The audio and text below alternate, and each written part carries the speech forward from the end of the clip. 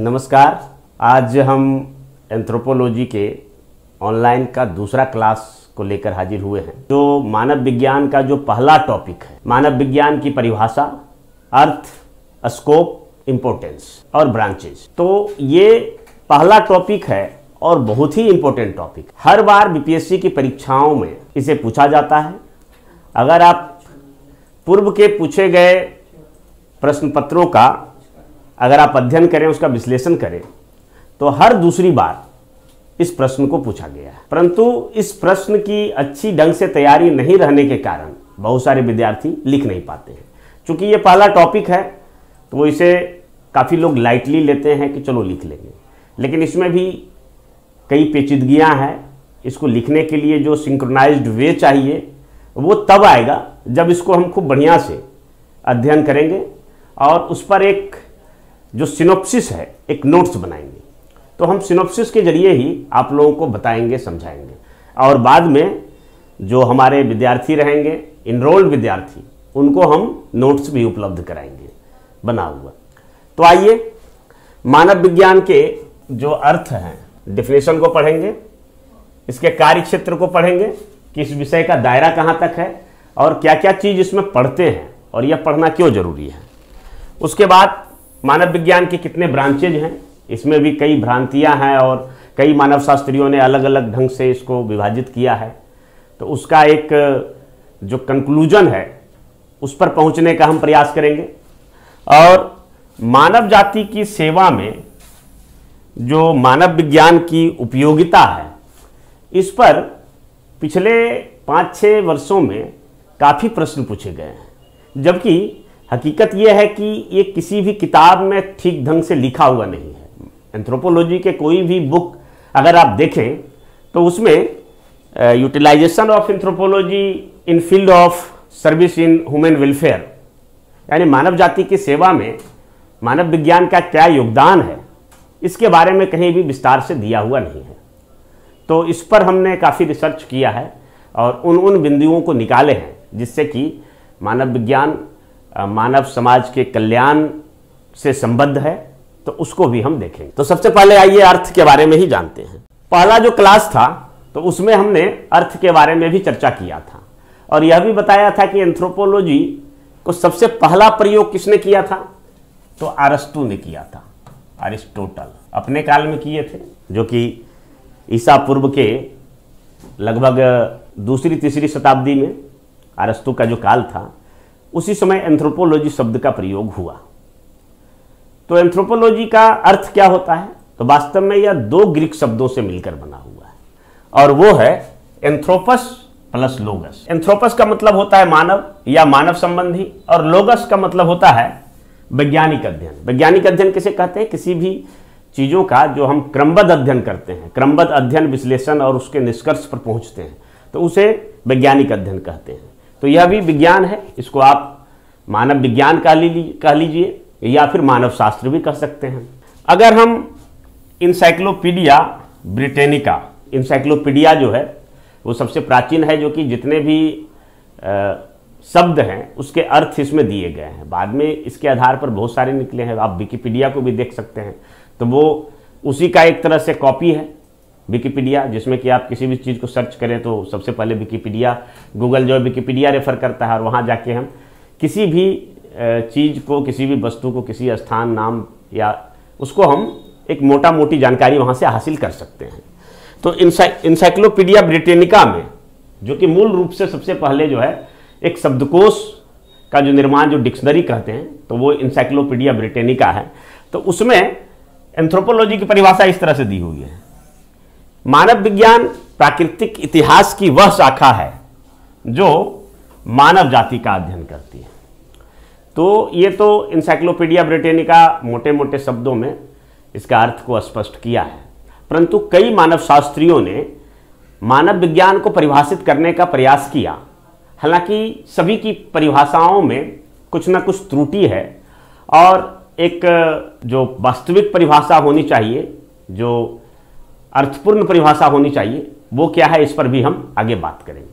तो चलिए आगे हम देखते हैं किन किन मानव शास्त्रियों ने मानव विज्ञान को परिभाषित करने का प्रयास किया है। तो सबसे पहले आ जाइए एमजे हर्स्कोविट्ज। इनका कहना था कि मानव विज्ञान मानव के कार्यों एवं मानव एवं उसके कार्यों का अध्ययन है। ये हर्स्कोविट्ज का कहना था कि मानव और उन्होंने जो भी कार्य अभी तक किए हैं तो उसी का अध्ययन मानव विज्ञान है। दूसरा परिभाषा हम ले लेते हैं हॉवेल का। इनका कहना है कि मानव विज्ञान जो है वो मानव और उसके समस्त कार्यकलाप मानव और उसके समस्त कार्यकलाप का अध्ययन है, और यह मनुष्य की प्रजातियों और प्रथाओं का अध्ययन है। मतलब एक तरफ मानव को रखा है और दूसरी तरफ उसके द्वारा की जाने वाली जितने भी कार्य हैं उसको, और साथ ही मानव जो कार्य करता है, जिसकी शुरुआत करता है, उसे उसके अगले पीढ़ियों द्वारा उसको अपना लिया जाता है। तो एक तरह से मानव की जो आनुवांशिकता होती है वो शारीरिक संरचना रूप गुण में ही नहीं बल्कि संस्कृति प्रथा परंपराओं के रूप में भी वो पीढ़ी दर पीढ़ी अनुगमन करता है। तो ये जो प्रथा है और प्रजाति, तो इसका भी अध्ययन करता है ये हॉवेल। इसका परिभाषा जो भाषाबद्ध परिभाषा है, जो लिटरेचर है, तो उसको हम लिंक के माध्यम से उपलब्ध कराएंगे। अब क्रोबर, तीसरा आ जाइए क्रोबर का कहना है कि मानव शास्त्र जो है वो मानव के समूह, मनुष्य एक सामाजिक प्राणी है और ये समाज में यानी समूह में रहना पसंद करता है, ठीक है। और इसके व्यवहार, जो मनुष्य व्यवहार करता है अपने दैनिक जीवन काल में या समस्त जीवन काल में उसका, और जो मनुष्य बनाता है यानी जो वो उत्पादन करता है। तो एक तरह से ये ग्रुप ऑफ मैन, बिहेवियर और प्रोडक्शन, तो इसका जो है क्या है कि विज्ञान है। क्रोबर का कहना है कि मानव के समूह, व्यवहार, उत्पादन का विज्ञान है। लेकिन ये सभी परिभाषाएं त्रुटिपूर्ण है। इन सभी परिभाषाओं को देखें तो ये त्रुटिपूर्ण है, क्योंकि मानव विज्ञान एक अलग विषय है। यह इतिहास के जैसा नहीं है कि इतिहास में जो मानव का अध्ययन किया जाता है, मानव के सभी पहलू का अध्ययन किया जाता है, परंतु ये कब का है, कहाँ का मानव है, किस रूप में मानव का उद्गम हुआ और क्यों उसका विकास हुआ, उसके सांस्कृतिक, जैविक और अन्य पहलू क्या है, तो उस बारे में इन परिभाषाओं में नहीं दिया गया है। तो ये सभी परिभाषाएं क्या है, त्रुटिपूर्ण है। तो सही परिभाषा खोजेंगे।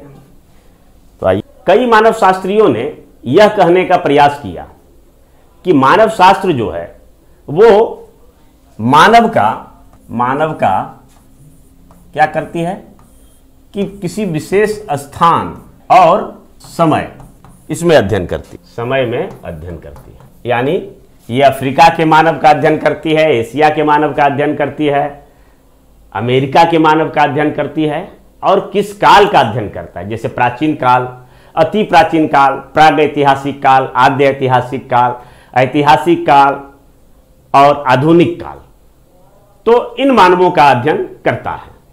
ये जीवाश्म मानव के साथ भी, जो प्राग ऐतिहासिक काल के मानवों का जो खोपड़ी और उसकी जो हड्डी मिली है, तो उसके साथ मानव का जो विकास क्रम है उसको जोड़ने का प्रयास किया जाता है। जैसे कि लोग कहते हैं कि मानव का विकास जो है वो बानरों से हुआ है, तो बानरों से मानव का विकास हुआ, इसको कैसे प्रमाणित करेंगे? तो यह प्रमाणित करने के लिए जो हजारों लाखों वर्ष पहले के जो मानव हुए थे और उनका विकास क्रम किस प्रकार बानरों से हुआ, तो इस कड़ी को जोड़ने के लिए जो हम अध्ययन करते हैं तो वो समय और स्थान में अध्ययन होता है। परंतु हम एक बात जान लें कि इस प्रकार का अध्ययन इतिहास में भी करता है। इतिहास में भी हम समय और स्थान में अध्ययन करते हैं। जैसे भारत का इतिहास, एशिया का इतिहास, चीन का इतिहास, जापान का इतिहास, अमेरिका का इतिहास और किस काल का इतिहास, प्राचीन काल, मध्यकाल। तो समय और स्थान का अध्ययन करता है, लेकिन मनुष्य के ये किन किन पक्षों का अध्ययन करता है? तो आप देखिए, तो सामाजिक का अध्ययन करता है, आर्थिक भी करता है, राजनीतिक भी करता है। लेकिन अगर इतिहास विषय में हम ढूंढने जाएं कि क्या यह किसी भी मानव के जैविक पहलू का अध्ययन करता है या फिर मनोवैज्ञानिक पहलू का अध्ययन करता है, तो जवाब मिलेगा कि नहीं करता है। और साथ ही साथ जो सांस्कृतिक पहलू हैं, तो उसका भी इतिहास बहुत विशद रूप से अध्ययन नहीं करता है, बल्कि एक मोटे तौर पर समाज और संस्कृति को या सभ्यता और संस्कृति को एक ही में दर्शाकर और उसका अध्ययन करता है। परंतु मानव विज्ञान एक ऐसा विषय है जो समय, स्थान और मानव के सभी पहलुओं का अध्ययन करती है। जैसे आप देख लीजिए, मानव विज्ञान में क्या होता है? मानव विज्ञान में किस समय के मानव, तो समय भी है, और कहाँ का मानव, उसका भी अध्ययन करता है। समय मतलब प्रागैतिहासिक काल, आद्य ऐतिहासिक काल, आधुनिक काल, नगरीय मानव, ग्रामीण मानव, जनजातीय मानव। और स्थान विश्व के किन्हीं भी भाग का, किसी भी भाग का, चाहे वो आइलैंड हो, छोटा सा टापू हो, या जंगली हो, या रेगिस्तानी हो, या शहरी हो, हर तरह के मानव का। और क्या है? सभी पहलुओं का अध्ययन करता है।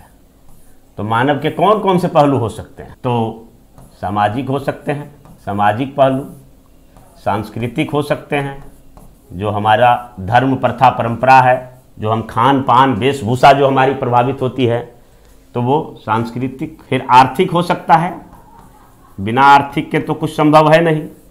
राजनीतिक हो सकता है, जैविक हो सकता है, और मनोवैज्ञानिक।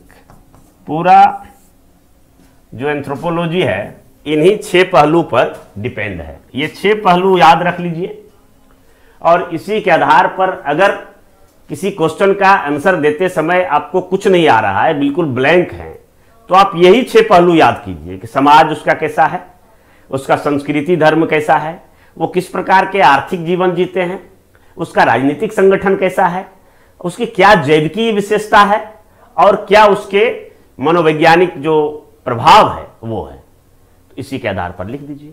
अगर लॉन्ग क्वेश्चन है तो लॉन्ग क्वेश्चन में ये 6 विशेषता को आप लिख दीजिए, कुछ नहीं आता हो। अगर विशेष आता हो तो आप फिर अलग अलग पॉइंट करके भी लिख सकते हैं, दे सकते हैं। 5, 7, 8 पॉइंट में एक उत्तर कंप्लीट हो जाता है। अगर मान लिया जाए कि लॉन्ग नहीं, आपको शॉर्ट क्वेश्चन लिखना है, तो शॉर्ट क्वेश्चन में क्या क्या लिखेंगे? तो शॉर्ट क्वेश्चन में आप जैविक लिख दीजिए, ये शॉर्ट क्वेश्चन की बात कर रहे हैं। जैविक विशेषता लिख दीजिए, सांस्कृतिक लिख दीजिए, और आर्थिक लिख दीजिए। तो ये लॉन्ग क्वेश्चन का हो गया, ये शॉर्ट क्वेश्चन। और अगर बिल्कुल जो है तो आपसे कहा जाए कि भाई 5-6 लाइन में डिफाइन कीजिए, एकदम बहुत कम शब्द में लिखना है, तब केवल जो है आप सांस्कृतिक लिख दीजिए, बस हो जाएगा, आंसर कंप्लीट हो जाएगा। यानी क्या है कि मानव विज्ञान में हम मानव का जो अध्ययन करते हैं, तो उसमें सांस्कृतिक पहलू जो है वो काफी विशिष्ट होता है, और सांस्कृतिक पहलू का अध्ययन किए बिना मानव विज्ञान जो है वो अधूरा है। तो एक तरह से हम कह सकते हैं कि मानव विज्ञान ही एक ऐसा विषय है जो मानव शास्त्र का, जो मानव का क्या करता है, ये समग्रता में अध्ययन करता है। समग्रता में अध्ययन। पिछले क्लास में हम एक चार्ट के द्वारा भी बताए थे कि किस प्रकार जो है कि मानव विज्ञान मानव के सभी पहलू का अध्ययन करता है, जबकि जो सामाजिक विज्ञान की कई ऐसे विषयों का हमने बताया था जो कि सभी पहलू का अध्ययन नहीं करता है। हालांकि समाजशास्त्र बिल्कुल इसके नजदीक है, परंतु समाजशास्त्र भी सामाजिक, आर्थिक, राजनीतिक, सांस्कृतिक अध्ययन करता है, मनोवैज्ञानिक, परंतु जो है वो जैविक पहलू का अध्ययन नहीं करता है। तो इसलिए मानव विज्ञान क्या है? समग्रता। मानव विज्ञान का जो मानव का जो अप्रोच है वो होलिस्टिक है, यानी सभी पक्ष को, सभी उसके जो पक्ष हैं उसका अध्ययन मानव विज्ञान करता है, सभी पहलुओं का। तो इसलिए एक परिभाषा हम अंतिम में कंक्लूड के रूप में जो कई परिभाषाएं दिया गया है, उन परिभाषाओं में से एक परिभाषा को यदि हम देखें तो वो परिभाषा है क्लूखोन का। क्लूखोन भी एक मानव शास्त्री थे और क्लूखोन का कहना था कि मानव शास्त्र या मानव विज्ञान मानव का दर्पण है, मानव का दर्पण है। ये परिभाषा थोड़ा सबसे ज्यादा सटीक है। यानी अगर आप मानव को जानना चाहते हैं तो बस आप एंथ्रोपोलॉजी पढ़ लीजिए, वो शीशे की तरह जो है बिल्कुल साफ कर देगा, उसका जस्ट जो है इमेज बनाएगा, उसका प्रतिबिंब बनाएगा, जिससे आप मानव को खूब अच्छी ढंग से देख सकते हैं। तो ये सबसे सटीक परिभाषा है क्लूखोन का, जो कि जिन्होंने कहा है कि मानव विज्ञान जो है वो मानव का दर्पण है। तो ये आपके अर्थ हो गए। मानव विज्ञान के जो अर्थ थे कि मानव विज्ञान क्या है, उसका डिफिनेशन क्या है। तो मानव विज्ञान मानव का समग्रता में अध्ययन करता है, उसके सभी पहलुओं का अध्ययन करता है। अब हम चलेंगे स्कोप के बारे में। आ जाइए स्कोप। स्कोप का मतलब क्या होता है? इसका मतलब होता है कि इसका दायरा कहां तक है। आप लोगों को कोई भी कहीं भी कठिनाई हो इस क्लास के संबंध में, अगर अच्छा लग रहा है, खराब लग रहा है, तो उसको अभी आप चैट कर सकते हैं। क्लास के अंतिम में 5-7 मिनट का सेशन जो रहेगा वो आपके कमेंट को हम फिर देखेंगे और उसका फिर हम उत्तर भी देंगे। तो आप लोग चैट करके अपना सवाल पूछ सकते हैं।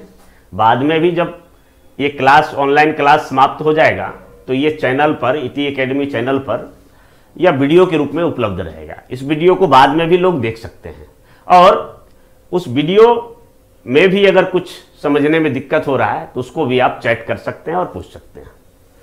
तो स्कोप मतलब क्या होता है कि इस विषय के बारे में, जैसे उदाहरण के लिए कि हमारे पास कोई एक मशीन लाया गया, तो ये मशीन क्या काम करता है, तो उसके लिए देखिए एक यूजर गाइड होता है। तो यूजर गाइड में बताता है यह क्या काम करता है, यह आपके लिए क्या उपयोगी है, इसमें क्या क्या फीचर है, इसको कैसे चला सकते हैं।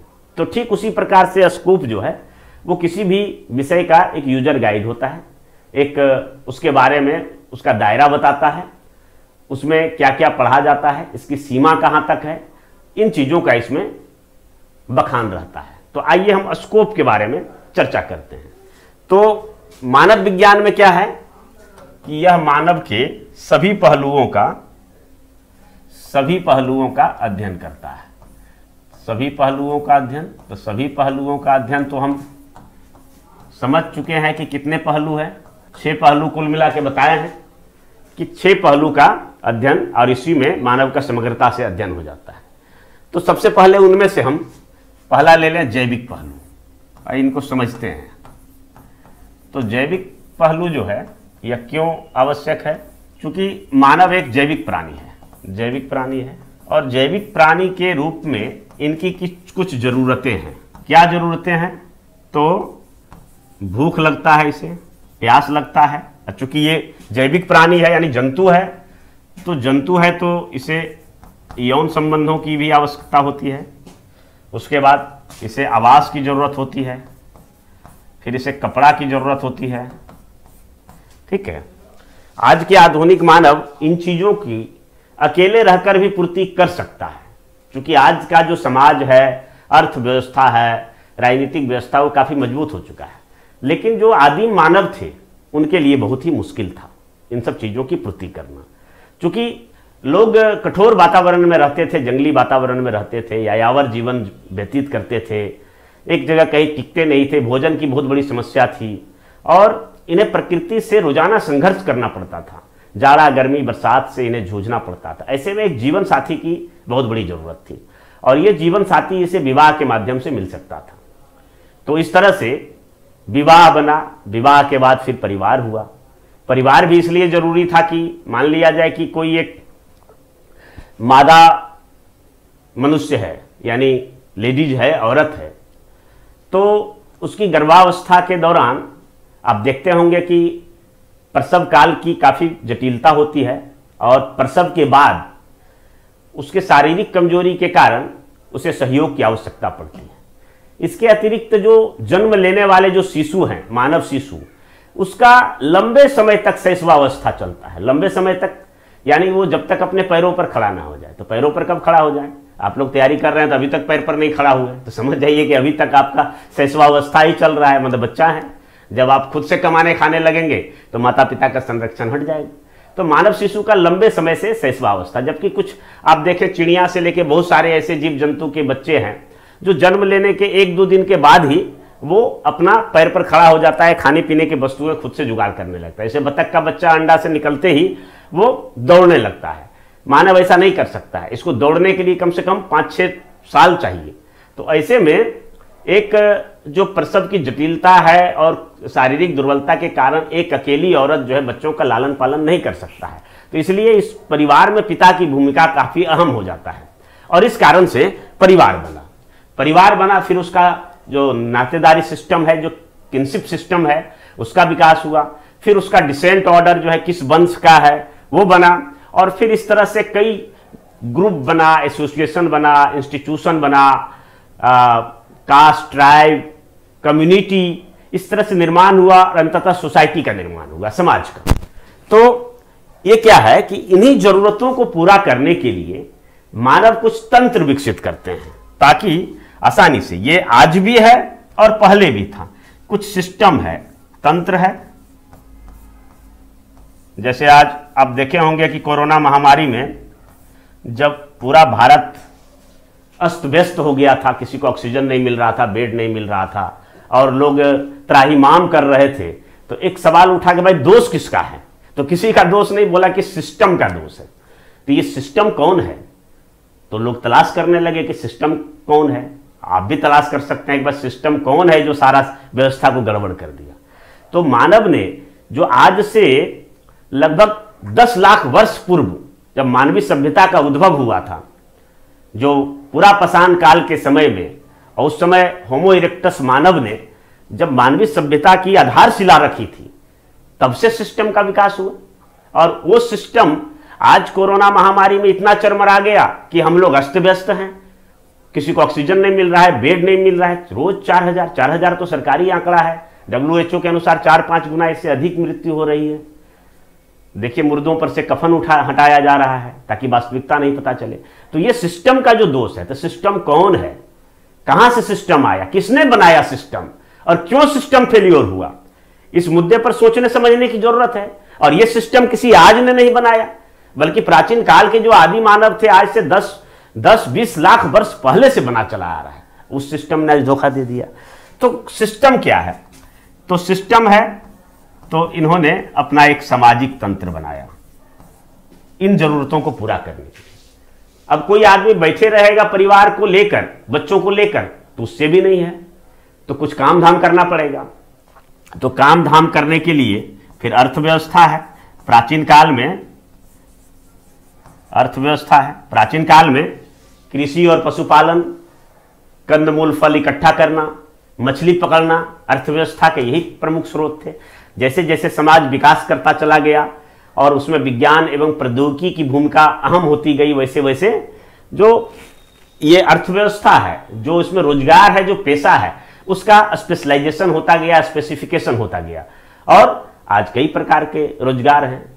तो अर्थव्यवस्था, फिर एक राजनीतिक सिस्टम भी होना चाहिए, क्योंकि मनुष्य के व्यवहारों को नियंत्रित करने के लिए, उसे न्याय दिलाने के लिए और जो संसाधनों का न्यायपूर्वक बंटवारा यानी जो सोशल जस्टिस की जो बात हम कहते हैं कि भाई कैसे बंटवारा होना चाहिए संसाधनों का, तो उसमें भी कई बात है कि भाई जितने भी लोग हैं सबको बराबर बराबर बांट दीजिए।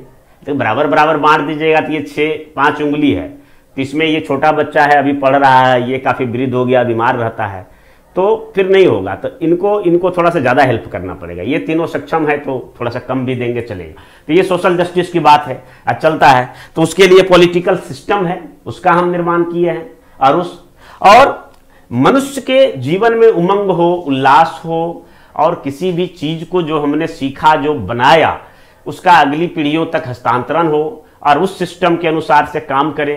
जैसे कि आज आप देखेंगे तो हमारी सांस्कृतिक व्यवस्था है, उसमें धर्म, प्रथा, परंपरा, रीति रिवाज, वेशभूषा, खान पान सब है, और उसके माध्यम से हमारे व्यवहारों पर नियंत्रण होता है। ऐसा नहीं है कि सारा चीज को अगर सारे लोग अपना संस्कृति और धर्म के अनुसार आचरण करना छोड़ दे तो कोर्ट पुलिस क्या कर लेगी, कुछ नहीं।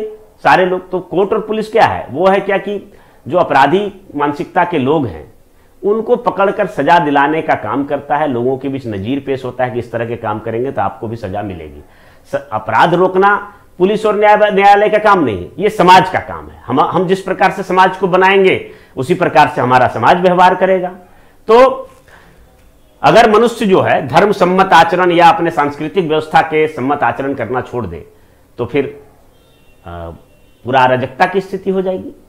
तो हम बहुत सारे कार्य पाप पुण्य की अवधारणा के बस भी नहीं करते हैं कि बहुत सारे चीज़ों को नहीं खाते पीते हैं, किसी को दुख नहीं पहुंचाते हैं, किसी को कष्ट नहीं पहुंचाते हैं। सभी धर्मों में लिखा हुआ चोरी करना पाप है, किसी को कष्ट देना पाप है। तो इस प्रकार से आचरण करने के कारण जो है हमारे व्यवहार है, जो मनुष्य के व्यवहार है उसका रेगुलेशन होते रहता है, नियमन होता है।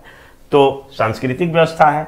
तो इस प्रकार से ये 4 तंत्र का निर्माण किया, और मानव शास्त्र में इसी में हम लोग दो पहलू को और जोड़ते हैं। एक जैविक पहलू है जो हमारे पूरे बॉडी से संबंधित है, हमारा कैसे उद्विकास हुआ, कैसे हमारा पोषण हुआ, कैसे न्यूट्रिशन हुआ, और फिर एक मनोवैज्ञानिक। तो मनोवैज्ञानिक तो अंतः चेतना है, चेतना है, अब चेतना है जो हमारी अनुभूति है, जो प्रेम, स्नेह, करुणा, दया, हमारे अंदर जो फीलिंग्स होती है, तो वो सब मनोवैज्ञानिक है।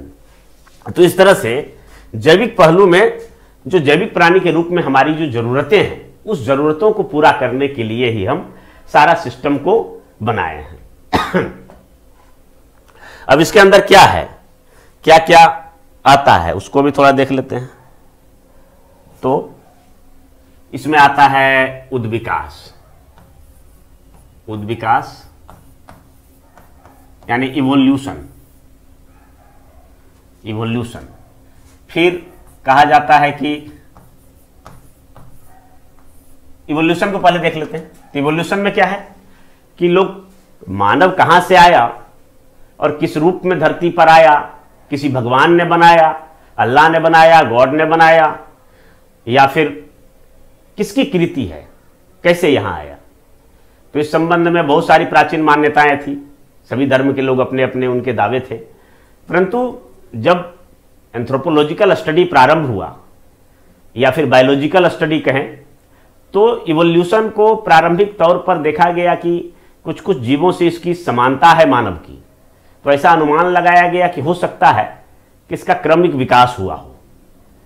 इसी चीज को लेमार्क ने बिल्कुल यह साफ कर दिया कि मानव और समस्त जीवों का सृजन किसी देवी देवता या भगवान अल्लाह गॉड ने नहीं, बल्कि यह सरल और छोटे छोटे जीव जंतुओं से का लगातार जो है जटिल रूप में विकास होने का परिणाम है, और उसकी अंतिम परिणति मानव है।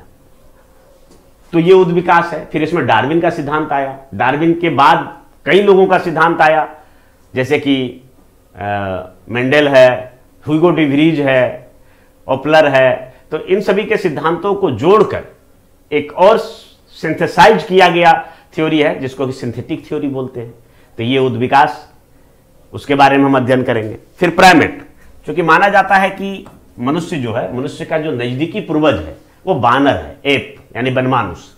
तो बनमानुष वर्ग में जितने भी प्राणी हैं, चाहे गुरिल्ला हो, चिंपैंजी हो, ओरंगुटान हो, बबून हो, सिमोंग हो, पोंगो हो, तो इन सभी का एक साथ और उसके साथ तुलनात्मक अध्ययन करने पर यह पता चलता है कि मानव का पूर्वज कौन था। तो प्राइमेट के बारे में अध्ययन करेंगे। फिर जो है मनुष्य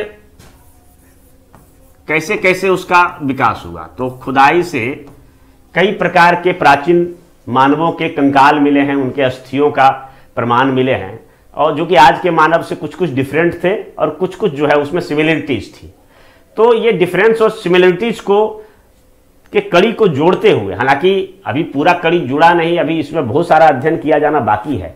बीच बीच में कई सारे जो लिंक हैं वो मिसिंग है कि नहीं हुआ तो, लेकिन कुल मिला के एक जो भी वैज्ञानिक है, जो पुरातत्ववेत्ता आर्कोलॉजिस्ट है, वे लोग एक निष्कर्ष पर पहुंचे हैं कि इस क्रम में मानव का विकास हुआ होगा। तो कैसे हुआ होगा? तो पेड़ पर रहने वाले ड्रायोपिथिकस था, उसके बाद सवाना के घास मैदानों में रामापिथिकस आया, फिर ऑस्ट्रालोपिथिकस आया, फिर होमो इरेक्टस आया, फिर निएंडरथल आया, और उसके बाद जो है होमो सेपियंस, जो कि आधुनिक मानव या मेधावी मानव है, तो वो आया। तो इस प्रकार से जीवाश्म के अध्ययन से हमें मानव के पूर्वज और मानव के विकास क्रम की कहानी के बारे में पता चलता है। उसके बाद आनुवांशिकता, तो किस प्रकार हमारे अंदर जो हेरिडिटी है यानी आनुवांशिकता है उसका गमन होता है। इसको सबसे पहले मेंडल ने इसको उद्घाटित किया था और फैक्टर के रूप में। बाद में यह प्रमाणित हुआ कि फैक्टर नहीं बल्कि वास्तव में यह जीन है, जीन या फिर डीएनए। डीएनए और जीन क्या है? तो डीएनए एक बड़ा भाग हो गया और जीन उसका छोटा भाग। यानी जीन जो है डीएनए का वह सबसे छोटी इकाई है जिसमें कम से कम एक आनुवांशिक सूचना हो। यानी अगर जीन को एक हम कमरा माने तो फिर जीन उसका एक ईंट हुआ, यानी कम से कम एक इकाई हुआ। तो ये ही हमारे आनुवांशिक गुणों का वाहक होता है और एक पीढ़ी से दूसरी पीढ़ी में हस्तांतरण करता है। तो जेनेटिक्स के बारे में पढ़ते हैं। फिर प्रजाति के बारे में पढ़ते हैं कि मानव को भी कई प्रजातियों में बांटा गया। हालांकि इस प्रजाति को एंथ्रोपोलॉजिकल स्टडी कट करता है और कहता है कि मानव की कोई प्रजाति नहीं है, एक ही प्रजाति है और वो है होमो सेपियंस। और इसके अतिरिक्त जो भी बांटने का प्रयास किया गया जैसे काकसियाइड, मंगोलॉयड या निग्रोइड, तो वो सब प्रजाति नहीं है बल्कि ये वातावरण के प्रति समायोजन है। और जिस वातावरण में जो जैसा रहा, तो इसको भी हम आगे बताएंगे कि कैसे इस तरह से होता है। तो मानव की कोई प्रजाति नहीं, मानव की जितनी भी प्रजातियां थी, ड्रायोपिथिकस, ऑस्ट्रालोपिथिकस, सिवापिथिकस, रामापिथिकस, होमो हेवेलिज, होमो इरेक्टस या निएंडरथल, सभी इस पृथ्वी से विलुप्त हो चुके हैं और आज के डेट में एक ही प्रजाति है और वो है होमो सेपियंस। और उसके बाद फिर पोषण, तो पोषण भी हमारे जो शरीर है उसको प्रभावित करता है। अगर हम अच्छा डाइट ले रहे हैं तो निश्चित तौर पर हमारा शरीर का विकास वो उस तरह से होगा, हमारा चेहरा वैसा चमकीला होगा, बाल रूखे नहीं होंगे, हम कई बीमारियों से लड़ने की हमारे अंदर प्रतिरोधक क्षमता रहेगी। तो पोषण के बारे में भी मानव विज्ञान अध्ययन करता है। और उसके बाद फिर कई छोटे छोटे टॉपिक है जैसे अंतः प्रजनन है, बाह्य प्रजनन है, वो भी प्रभावित करता है।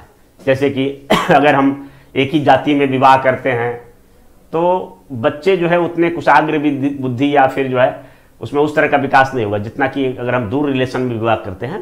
तो ये अंतः प्रजनन और बाह्य प्रजनन का भी मानव के विकास पर काफी प्रभाव पड़ता है। तो ये आपका हो गया जैविक पहलू। तो जैविक पहलू में हम इन सब चीजों को पढ़ेंगे। ये चूंकि हम मानव विज्ञान के स्कोप की बात कर रहे हैं, कार्यक्षेत्र की बात कर रहे हैं, तो जैविक पहलू में इन सब चीजों को हम पढ़ेंगे। अब आइए सामाजिक पहलू। तो सामाजिक पहलू में देखिए, सामाजिक पहलू हम इसके पीछे जैविक पहलू में एक चर्चा किए थे कि मनुष्य एक जैविक प्राणी है और जैविक प्राणी के रूप में उनकी कुछ आवश्यकताएं हैं, रोटी, कपड़ा, मकान। इन आवश्यकताओं की पूर्ति वह समाज में दो तरीके से कर सकता है। एक तो संघर्ष के माध्यम, माने हम आपका छीन लिए, आप मेरा छीन लिए, और इस संघर्ष के माध्यम से एक दूसरे से हम छीना झपटी करके भी हम प्राप्त कर सकते हैं, परंतु ये ठीक नहीं है। इसीलिए एक दूसरा रास्ता है सहयोग का। तो सहयोग कैसे होगा? तो सहयोग के लिए हमें एक तंत्र बनाना पड़ेगा और वो तंत्र जो है समाज को बनाएगा। और समाज की सबसे पहली जो आधारशिला है, जो कि प्राथमिक इकाई है, वो है परिवार। परिवार, और परिवार बनेगा कैसे? तो परिवार बनेगा विवाह से। तो विवाह और परिवार इसमें पढ़ेंगे। विवाह और परिवार पढ़ेंगे तो बाल बच्चे होंगे, हमारे कई रिश्तेदार होंगे, चाचा ताई, दादा दादी, माता पिता, भाई बहन, साली सलहज से लेके काफी दूर तक ये चला जाता है। तो ये नातेदारी व्यवस्था होगा। और फिर हमारा एक अनुवंश क्रम होगा कि हम किस वंश के हैं। तो भारत में या पूरी दुनिया में ज़्यादातर यहाँ पितृसत्तात्मक समाज है और पितृसत्तात्मक समाज होने के कारण जो वंश क्रम है पिता की ओर से चलता है। तो पिता की ओर से हम अपने आप को संलग्न करते हैं कि हम इस वंश के हैं, तो वो सारा वंश क्रम। और वंश के आधार पर लोगों में भावनात्मक लगाव भी होता है। तो ये सामाजिक पहलू है।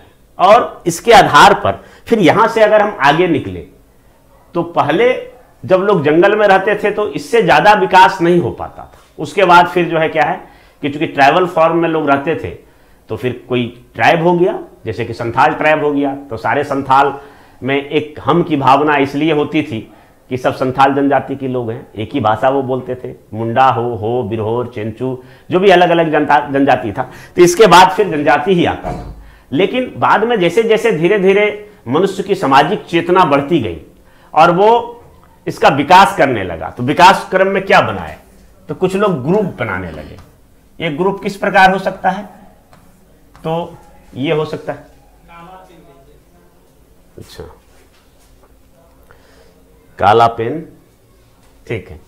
तो ये समूह, तो कई प्रकार के समूह हो सकता है, जैसे पढ़ने वाले विद्यार्थियों का समूह हो सकता है, बच्चों का समूह हो सकता है, महिलाओं का समूह हो सकता है, पुरुषों का समूह हो सकता है, या फिर कई प्रकार के समूह बन सकते हैं। तो समूह बना, फिर क्या हुआ, फिर संस्था बना, फिर समिति बना, संस्था मतलब इंस्टीट्यूशन, समिति मतलब एसोसिएशन, फिर संगठन बना, ऑर्गेनाइजेशन। ये देखने में सब एक जैसा लगता है लेकिन सबका अर्थ अलग अलग है। इसको हम आगे बताएंगे कि संस्था किसे कहते हैं, समिति किसे कहते हैं, संगठन किसे कहते हैं। और इस प्रकार से आगे बढ़ते बढ़ते फिर जो है समाज का निर्माण हुआ, समाज हो गया। और इसके अतिरिक्त फिर समाज के बाद फिर जो जाति या जनजाति या समुदाय कहिए, तो इस तरह से हमारा सामाजिक सिस्टम जो है धीरे धीरे विकसित होता चला गया। आज और भी ज़्यादा पेचीदा हो गया कि हम फिर किस सोसाइटी के हैं और कहाँ काम करते हैं। वहाँ भी हमारा एक समाज होता है, एक परिवार होता है। ऑफिस में काम करते हैं, कोई सेना में काम करता है, कोई बैंक में काम करता है, तो वहाँ भी एक अलग समाज होता है। तो प्रारंभिक काल में जो यहाँ तक सीमित था वो धीरे धीरे बढ़कर सामाजिक दायरा हमारा विकसित होता चला गया। आज है क्या कि हम बिना विवाह किए लिव इन रिलेशनशिप में रह सकते हैं, बिना विवाह किए हमारी कई ज़रूरतें पूरा हो सकती है। प्राचीन काल में जो परिवार जिन ज़रूरतों को पूरा करता था उन ज़रूरतों को आज बाहर पूरा कर रहे हैं। जैसे कि खाना बनाना, लोग रेस्टोरेंट से खाना मंगा रहे हैं। लोग मनोरंजन, जहाँ घर में बूढ़े बुजुर्ग जो कहानी सुनाते थे, दादा नानी की कहानी, उससे बच्चों को मनोरंजन होता था और बच्चों की बाल सुलभ हरकतों से बड़े लोग मनोरंजन करते थे, आपस में बैठते थे, गपशप करते थे। तो वो सब अब धीरे धीरे मिटता चला जा रहा है। तो अब क्या है कि हम सोशल मीडिया पर लगे रहते हैं, यूट्यूब, फेसबुक, व्हाट्सएप, इंस्टाग्राम से मनोरंजन करते हैं। तो परिवार धीरे धीरे बिखरने की कगार पर है, ऐसा जो समाजशास्त्री और मानव शास्त्री भी अनुमान लगाते हैं। परंतु आगे क्या हो सकता है ये तो नहीं कह सकते हैं, लेकिन फिर भी लोग बोलते हैं कि परिवार जो है वो क्या है कि एक इसका क्षुण है, यह वह क्या है, शाश्वत है और आने वाले समय में भी किसी न किसी रूप में इसकी जरूरत रहेगी। तो ये सामाजिक पहलू हो गया। अब है क्या कि सांस्कृतिक पहलू। सांस्कृतिक पहलू कैसे इसका विकास हुआ, तो मनुष्य को जैसे जैसे बुद्धि विवेक बढ़ता गया और जो चार पैरों पर चलने वाले जो बानर थे वो धीरे धीरे दो पैरों पर खड़ा हो गया।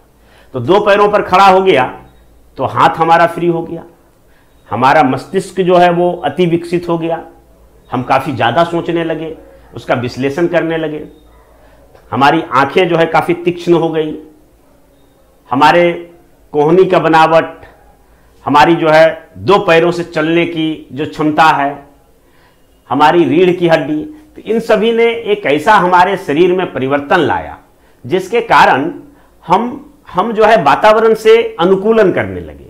वातावरण से अनुकूलन या वातावरण से समायोजन स्थापित करने के क्रम में जो भी चीजें, चूंकि हमारा शरीर जो है, जो शारीरिक विकास हुआ, दो पैरों पर जो चलने के क्रम में के कारण जो हमारा विकास हुआ, तो उसी ने सांस्कृतिक विकास की आधारशिला रखी। और हमने देखा कि क्या क्या समस्या है। तो समस्या है कि दिन रात भोजन ढूंढने में ही लग जाता है, फिर भी लोगों का उदर की क्षुधा पूर्ति नहीं हो रही है। तो हम फिर कृषि प्रारंभ किए। हम जानवरों को जिन जानवरों को मार कर खाने के लिए लगातार उसके पीछे भागते रहते थे, हम उनको पालने लगे। और उन जानवरों से मिलने वाले जो भी उत्पाद हैं, दूध, मांस, ऊन, उसका बहुत इजली पूर्वक जो है उसको ग्रहण करने लगे, प्राप्त करने लगे। उसके बाद आंधी, पानी, गर्मी, बरसात, ओला पाला जो भी है, जो भी प्राकृतिक चीजें हैं, उनसे हमें दो चार होना पड़ता था। इसके लिए हम घर बनाने लगे, हम कपड़ा पहनने लगे। तो ये सब जो सांस्कृतिक उद्विकास जो हुआ वो शारीरिक उद्विकास के कारण संभव हो पाया। और इस सांस्कृतिक उद्विकास के क्रम में हमने जो कुछ हमारे बस में था, जो कुछ हम बना सकते थे, यानी प्रकृति पर विजय करने की जो चाह मनुष्यों को रही है, उसमें जितना वो सफल हुए, कुछ में असफल भी हो गए। तो जब असफल हो गए तो उसको लगा कि जरूर कोई सुपर नेचुरल पावर रहा होगा, है इस जो कि इन चीजों को कंट्रोल करता है। अभी भयानक गर्मी है, लोग पसीना से तरबतर हैं, और अचानक बादल छाया, ठंडी हवा बहने लगा, तो उसी को वो सुपर नेचुरल मान लिया, यानी अधिप्राकृतिक। और इस प्रकार से मनुष्य को यह विश्वास होने लगा कि कोई ना कोई शक्ति ऐसा है जो इन सब चीजों को चलाता है। और उसी क्रम में हम देखते हैं कि धर्म का जन्म हुआ, ठीक है। और धर्म के अनुसार लोग जो है नतमस्तक होने लगे उन शक्तियों के सामने। किसी मनुष्य ने अगर कोई प्रथा प्रारंभ किया और उसको अच्छा लगा, समाज का उसको रिकॉग्नाइजेशन मिला, उसका समर्थन मिला, तो ये प्रथा अगली पीढ़ियों द्वारा भी ग्रहण किया गया। प्रथा परंपरा हर स्थान विशेष के अनुसार या वातावरण से समायोजन के अनुसार कुछ रीति रिवाज होते हैं, तो रीति रिवाज का पालन होने लगा। फिर खान पान भी उसी अनुसार से, जैसे कि समुद्र के आसपास के लोग रहेंगे तो मछली अधिक खाएंगे।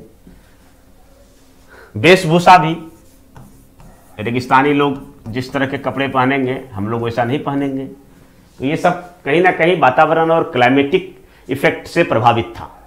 तो इस प्रकार से जो सांस्कृतिक पहलू हुआ, जो प्रकृति से समायोजन स्थापित करने के लिए हमने बनाया, उस प्रकार का सोच, उस प्रकार का विचार, उस प्रकार का नियम कानून, प्रथा परंपरा, रीति रिवाज, और उसके अनुसार औजार वस्तुएं, जैसे कि यहाँ पर हम लोग मोटर गाड़ी चलते हैं, लेकिन अगर टुंड्रा प्रदेश को देखें, अलास्का वगैरह, तो वहाँ क्या है कि स्लेज नामक गाड़ी चलता है, चूंकि वहाँ एस्किमो जनजाति है, और एस्किमो जनजाति जो है बर्फ पर तेजी से चलने के लिए वहाँ को टायर वाला और चक्का वाला या व्हील वाला गाड़ी नहीं चलेगा, तो वहाँ पर स्लेज, जिसको कि कुत्ते और रेंडियर खींचते हैं, तो उसका विकास किया। और इस तरह से धीरे धीरे सांस्कृतिक पहलू का विकास होता गया और आज भी विकसित होता जा रहा है।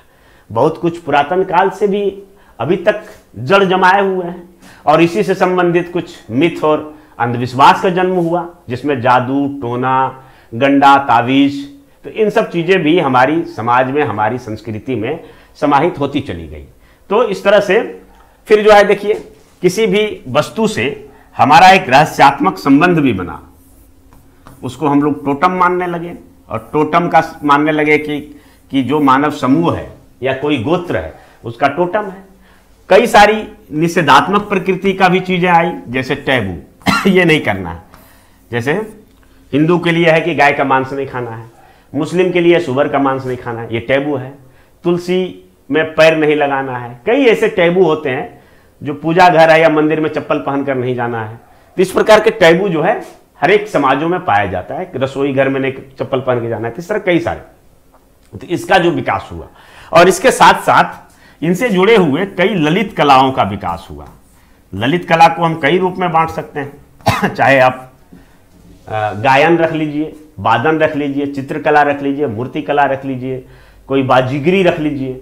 तो ये ललित कलाओं को जो विकास हुआ, तो इस तरह से सांस्कृतिक पहलू का अध्ययन हम लोग मानव विज्ञान में करते हैं। अब आ जाइए आर्थिक पहलू। आर्थिक पहलू में क्या है, कौन कौन से अर्थतंत्र हमारे पास हैं। प्राचीन काल में तो, सबसे प्राचीन काल में चले जाएं तो कंदमूल संग्रह करना, शिकार मारना, मछली पकड़ना।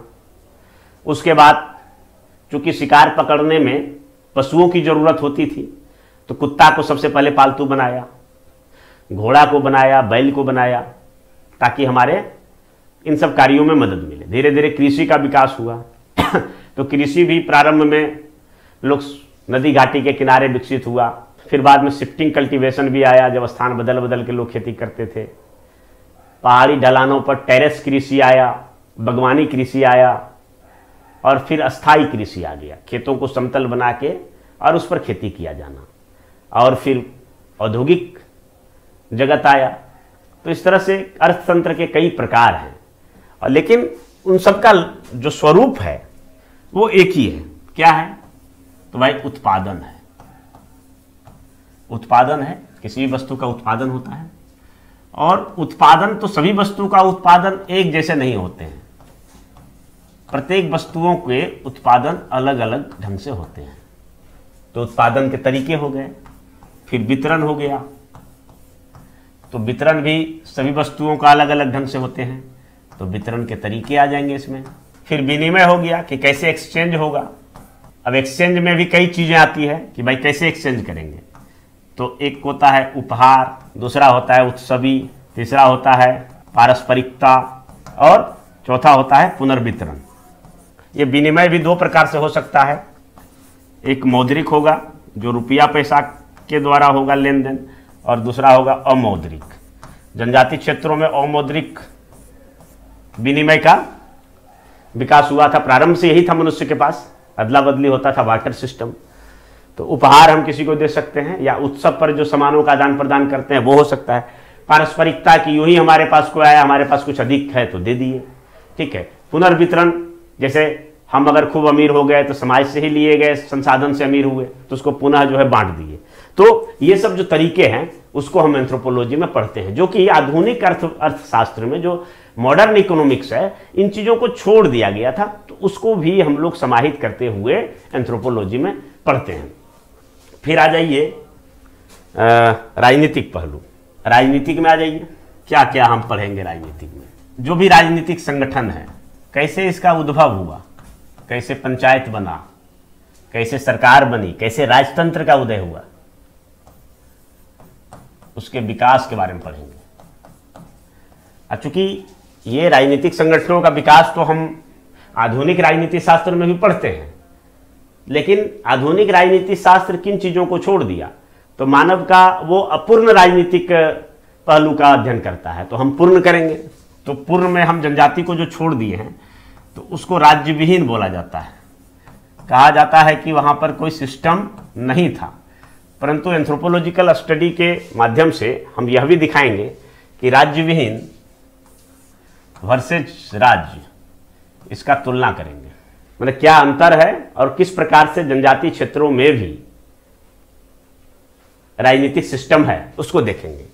उसके बाद राजनीतिक जनजातीय क्षेत्रों में न्याय एवं कानून की समस्या, न्याय एवं कानून की समस्या, इसको देखेंगे। फिर देखेंगे वैध प्राधिकारी, किन किन क्षेत्रों में, जैसे कि आज हमारे शासन को चलाने के लिए केंद्रीय स्तर पर प्रधानमंत्री है, राष्ट्रपति है, और राज्य स्तर पर राज्यपाल है, मुख्यमंत्री है, उसके नीचे फिर ब्यूरोक्रेसी का काफ़ी बड़ा सिस्टम है। तो प्राचीन काल में क्या होता होगा, तो कुछ समुदायों में ईश्वर जनों का तंत्र होता था, यानी माना जाता था कि ईश्वर के द्वारा ये चलाया जा रहा है। कुछ समुदायों में वृद्ध जनों का तंत्र होता था, ठीक है। कुछ समुदायों में चिफडम होता था, यानी सरदार होता थे, उसको सरदारी तंत्र बोलते थे। कुछ समुदायों में मुखिया तंत्र होता था, सारे लोग मिलकर, सरदार जो है वो कोई साहसिक या पराक्रम वाला काम करने के बाद वो बनता था सरदार, और मुखिया को लोगों द्वारा चुना जाता था। तो इस तरह से, और फिर राज्य संगठन का विकास हुआ। तो एक इसको भी हम लोग देखेंगे कि राष्ट्र निर्माण की प्रक्रिया कैसे संभव हो पाया। राष्ट्र निर्माण की प्रक्रिया, राष्ट्र निर्माण की प्रक्रिया, तो ये हम राजनीतिक पहलू के अंतर्गत पढ़ेंगे। उसके बाद एक बच जाता है मनोवैज्ञानिक पहलू। तो मनोवैज्ञानिक पहलू को भी देख लेते हैं। मनोवैज्ञानिक, इसके जो आविष्कारक थे वो थे सिगमंड फ्रायड। औद्योगिक क्रांति की शुरुआत हो चुकी थी, और इस दौर में 2-3 घटनाएं बहुत महत्वपूर्ण हुई। एक तो कार्ल मार्क्स ने जो दुनिया के समस्त मजदूरों एक हो उसका नारा दिया था, और दूसरा चार्ल्स डार्विन की ओरिजिन ऑफ स्पीसीज भी प्रकाशित हुआ था। और इसी वर्ष जो है सिगमंड फ्रायड का भी जन्म हुआ था, जिन्होंने बाद में मनोविज्ञान की अवधारणा को उद्घाटित किया था। सिगमंड फ्रायड का कहना था कि इस समस्त जगत में, इस समस्त संसार में एक संसार हमारे अंदर भी बसता है और उनमें से अधिकांशतः पर हम विजय नहीं प्राप्त कर पाते हैं, वो छुपा हुआ रहता है। उसको कहते हैं अवचेतन। तो ये अवचेतन जो है, ये अवचेतन का संसार, ये हमसे बहुत कुछ करवाता है।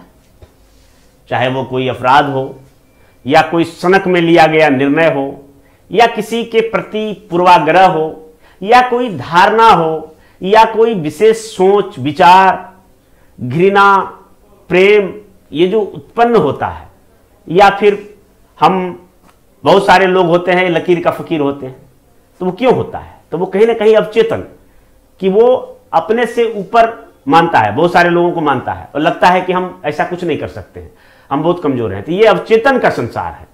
और यह भी कहना है कि मनुष्य जो है अपने दैनिक कार्यों में या पूरे जीवन में जितने भी कार्य करते हैं, जितने भी व्यवहार करते हैं, उनमें से 80% जो भाग होता है वो अवचेतन का भाग होता है। जैसे कि हम बात बात पे जो क्रोधित हो जाते हैं या किसी बात से बहुत गहरा दुख लगा, सदमा पहुंचा। कोई आदमी देखिएगा कि हंसते रहेगा पूरा जो है, किसी को रहेगा कोई गम ही नहीं है, कोई चिंता नहीं है, कोई घुमक्कड़ प्रवृत्ति, घूमते रहेगा। कोई अंधविश्वासी होगा, कोई बहुत शक्की होगा। तो ये क्या है? ये सब अवचेतन का संसार करवाता है, ठीक है, जो हमारे अंदर बसा हुआ है। शिक्षा के माध्यम से, जागरूकता के माध्यम से हम इन सब चीज़ों पर विजय प्राप्त करते हैं और लगता है कि नहीं जो है। तो एक सक्सेस मानव होने के लिए इस अवचेतन पर विजय प्राप्त करना जरूरी है। क्योंकि हम समाज में रहते हैं, समाज, परिवार, यहाँ से हमें बहुत कुछ मिलता है और बहुत अच्छी चीज़ें मिलता है और बहुत गलत चीज़ें भी मिल जाता है, जिसको कि हम जीवन भर ढोते रहते हैं। ये हमें कभी आगे बढ़ने नहीं देता है। तो इस अवचेतन पर विजय प्राप्त करना बहुत जरूरी है। तो मनोवैज्ञानिक पहलू के अंदर हम क्या क्या पढ़ेंगे? तो अनुभूति पढ़ेंगे, जो हमें अनुभूति होता है ईश्वर के संदर्भ में, जो भी विश्वास है वो कहीं ना कहीं एक अनुभूति का परिणाम है। फिर हमें किसी से प्रेम होगा, फिर हमें स्नेह होगा, हमारा किसी के प्रति समर्पण रहेगा, जो सबमिसिव रहेगा, समर्पण। हमें दुख होगा, हम अवसाद से ग्रसित हो जाएंगे। अभी कल का न्यूज मिला कि एम्स में एक कोरोना पॉजिटिव को भर्ती कराया गया, तो वो 4 तला बिल्डिंग से छलांग लगा दिया। तो इतने अवसादग्रस्त हो गए थे, इतना भय उसके अंदर आ गया था कि उसको लगा कि आगे तो मरेंगे, इससे अच्छा भी मर जाते हैं। तो ये जो सब जो चीजें हैं, करुणा है, करुणा, दया, ये सब जो आता है, तो कहीं ना कहीं वो हमारा इस पर साइकोलॉजिकल इफेक्ट होता है। तो ये बहुत विशिष्ट चीज है और इसको अगर हम छोड़ देते हैं तो मानव का अध्ययन जो है वो अधूरा है। तो अभी तो एंथ्रोपोलॉजी का बहुत ज़्यादा विकास हुआ नहीं, बीच में स्टडी रुक गया। स्वतंत्रता प्राप्ति से पहले काफ़ी हुआ, स्वतंत्रता प्राप्ति के बाद भी काफ़ी हुआ, इधर कुछ हो नहीं रहा है। लेकिन एंथ्रोपोलॉजी में इतने सारे स्कोप हैं कि मानवीय समस्याओं का निदान जो है, हर प्रकार के निदान इसके अंतर्गत है। तो इसका स्टडी जैसे जैसे आगे बढ़ेगा वैसे वैसे हम देखेंगे। तो ये इसका स्कोप हो गया। और क्या क्या करता है तो उसको भी हम थोड़ा देख लेते हैं। एंथ्रोपोलॉजी तो ऐसे संपूर्ण मानव का अध्ययन करता है, लेकिन ये विशेष रूप से जनजातियों का अध्ययन करता है। हालांकि यह ट्रेंड धीरे धीरे टूट रहा है। यह एक तरह से परंपरा बन गया था, क्योंकि मानव, यह माना जाता है कि सभी मानव जो आज आधुनिक मानव भी हैं, तो इनके पूर्वज कभी ना कभी वो ट्राइबल फॉर्म में रहे होंगे, जनजातीय फॉर्म में रहे होंगे। तो जनजातियों का अध्ययन किया जाए। जैसे कि हम बायो में अध्ययन करते हैं, तो सबसे पहले क्या है, बायोलॉजी में क्या करते हैं, छोटे छोटे से अमीबा का अध्ययन करते हैं, छोटे छोटे प्राणियों का अध्ययन करते हैं, ताकि जो उसके सारे सिस्टम को समझें, उसके बाद हम आगे जाकर जटिल प्राणियों के सिस्टम को समझें। तो उसी प्रकार है, तो हम ट्राइबल फॉर्म का अध्ययन करते हैं। वहां समझते हैं कि चूंकि आज जो आदिवासी लोग रहते हैं और वो लोग जो क्रियाकलाप करते हैं, वे सभी क्रियाकलाप कभी हम लोगों के भी पूर्वज किए होंगे, लेकिन हम लोग शहरी जीवन शैली में आ गए, तो धीरे धीरे उन सब चीज़ों को छोड़ दिए हैं। तो जनजातीय अध्ययन किया जाता था। लेकिन बदले समय में अभी एंथ्रोपोलॉजी में क्या क्या अध्ययन होने लगे, तो ग्रामीण अध्ययन होने लगे। ये सोशल ट्रांसफॉर्मेशन का भी अध्ययन करने लगे, किस तरह से सामाजिक रूपांतरण होता है, सामाजिक रूपांतरण। फिर अर्बन एंथ्रोपोलॉजी यानी शहरी या नगरीय जीवन का अध्ययन करने लगे। उसके बाद अब ये योजना का निर्माण भी करने लगे। तो इस तरह से धीरे धीरे इसका स्कोप क्षेत्र भी बढ़ रहा है और मानव विज्ञान का जैसे जैसे विकास होता चला जाएगा वैसे वैसे मानव जाति की सेवा में इसका अहम योगदान हो पाएगा। अब आइए बात करेंगे हम इसका शाखा के बारे में, यानी ब्रांचेज ऑफ एंथ्रोपोलॉजी। तो कितने ब्रांच है एंथ्रोपोलॉजी में, इस संबंध में हम आगे चर्चा करते हैं। मानव विज्ञान की शाखाएं, ब्रांचेज ऑफ एंथ्रोपोलॉजी। कई मानव शास्त्रियों ने मानव विज्ञान को कई शाखाओं में बांटने का प्रयास किया। तो प्रारंभिक तौर पर कुछ जैसे कि राल्फ लिंटन हो गया, फिर हॉवेल, फिर जैकब्स एंड स्टर्न, फिर पिडिंगटन और एससी दुबे जो कि इंडियन थे, इन्होंने भी एंथ्रोपोलॉजी को बांटने का प्रयास किया। लेकिन किसी के द्वारा भी बांटा गया सटीक नहीं है। सटीक कौन होगा? जो हम बांटेंगे वो सटीक होगा। तो चलिए हम जो भी इन लोगों ने दिया है उसके आधार पर हम भी बांटने का प्रयास करते हैं। अब बांटने से पहले एक दो चीज हम बताते हैं। जैसे हम बार बार कह चुके हैं कि शारीरिक उद्विकास, मानव का शरीर का विकास इस तरह से हो पाया बानरों की अपेक्षा कि हम सीधा खड़ा हो गए, हमारा मस्तिष्क जो है विकसित हो गया। इस कारण से हम वातावरण से समायोजन स्थापित करने के लिए सांस्कृतिक विकास किए, जिसके तहत हम नियम, कानून, प्रथा, परंपरा और जितने भी प्रकार के औजार, उपकरण, इमारत, रोड, सड़क या जो हमें सुविधा प्रदान करे जीवन जीने में, उन सब चीजों को बनाया। तो वो सभी संस्कृति है, यानी सांस्कृतिक विकास है। वातावरण से समायोजन स्थापित करने के लिए हमारा शरीर इतना सक्षम हो गया कि हम उन सब चीजों को बना सके, जबकि एक बानर या कपी या एप या बनमानुष ऐसा नहीं कर सकता है। ठीक है, तो इसलिए हम मानव विज्ञान को भी इसी लॉजिक के सहारे जो है वो बांटते हैं। इसी लॉजिक के सहारे हम इसको बांटते हैं। तो चलिए इसको हम दो भाग में बांटने का प्रयास करते हैं। दो भाग में बांट दिए। पहला हो गया शारीरिक। मानव विज्ञान की जगह मानव शास्त्र भी प्रयोग कर सकते हैं, एक ही बात हुआ। और दूसरा हो गया सांस्कृतिक मानव शास्त्र। दो भाग में बांट देते हैं। इसको हम कहेंगे फिजिकल एंथ्रोपोलॉजी और इसको कहेंगे कल्चरल एंथ्रोपोलॉजी। दो भाग में हम बांट दिए। अब प्रत्येक भाग के इसको हम 5-5 भाग में बांटे हैं। इन पांचों को हम एक नज़र से देख लेते हैं। छोटा जगह है, थोड़ा सा प्रयास करते हैं। तो पहला हो गया फिजिकल एवं बायोलॉजिकल एंथ्रोपोलॉजी। इसको लाल कलम से दिखाते हैं, यानी शारीरिक एवं जैविक एंथ्रोपोलॉजी। दूसरा आ जाइए तो हो गया प्लेयो या फिर फोसिल, जिसमें हम जीवाश्म विज्ञान को पढ़ेंगे। प्लेयो या फोसिल एंथ्रोपोलॉजी। ठीक है। तीसरा हो गया इथनोलॉजी, यानी इसको हम प्रजाति शास्त्र कहेंगे। पांचवा हो गया इकोलॉजिकल एंथ्रोपोलॉजी। इकोलॉजिकल यानी पारिस्थितिकी मानव विज्ञान। और पांचवा हो गया न्यूट्रिशनल एंथ्रोपोलॉजी, यानी इधर शारीरिक मानव विज्ञान का जो 5 ब्रांच है, तो पहला तो हो गया फिजिकल या बायोलॉजिकल, जिसको कि हम शारीरिक या जैविक मानव विज्ञान कहेंगे। दूसरा हो गया प्लेयो एंथ्रोपोलॉजी या फोसिल एंथ्रोपोलॉजी, जिसको कि हम प्राग ऐतिहासिक या फिर जो जीवाश्म मानव विज्ञान बोलेंगे। तीसरा हो गया इथनोलॉजी, जो कि प्रजाति शास्त्र जिसको बोलेंगे। चौथा हो गया आपका इकोलॉजिकल एंथ्रोपोलॉजी, जो परिस्थितिकी यानी इकोलॉजी का जो है, वातावरण का जो हमारे ऊपर प्रभाव पड़ता है, उसके संबंध में जो अध्ययन होता है वो। और फिर हो गया न्यूट्रिशनल एंथ्रोपोलॉजी, जो हमारे खान पान न्यूट्रिशन का जो प्रभाव हमारे शरीर पर पड़ता है और उस क्रम में जो मानव का विकास होता है और जो व्यवहार में तब्दीली आता है। तो इस संबंध में ये शारीरिक मानव शास्त्र की 5 शाखाएं यहाँ पर दी गई हैं। उसके बाद इधर आ जाइए सांस्कृतिक मानव विज्ञान में, एक हो जाएगा सोशल एंथ्रोपोलॉजी। सोशल एंथ्रोपोलॉजी यानी सामाजिक मानव विज्ञान।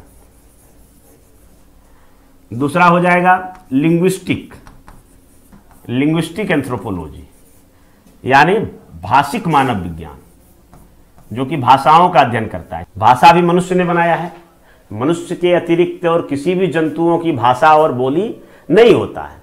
क्यों नहीं होता है? क्योंकि हमारी जो जीभ की बनावट है वो इस क्रम है कि वर्ण का उच्चारण हम एक साथ कर सकते हैं, मतलब अलग अलग कर सकते हैं, जबकि अन्य जंतुएं भी आवाज निकालती है लेकिन वो प्रत्येक वर्ण का अलग अलग उच्चारण नहीं कर सकती। इसी कारण से क्या है कि हम अलग अलग वर्णों को जोड़कर लाखों की संख्या में शब्दों का आविष्कार कर पाए।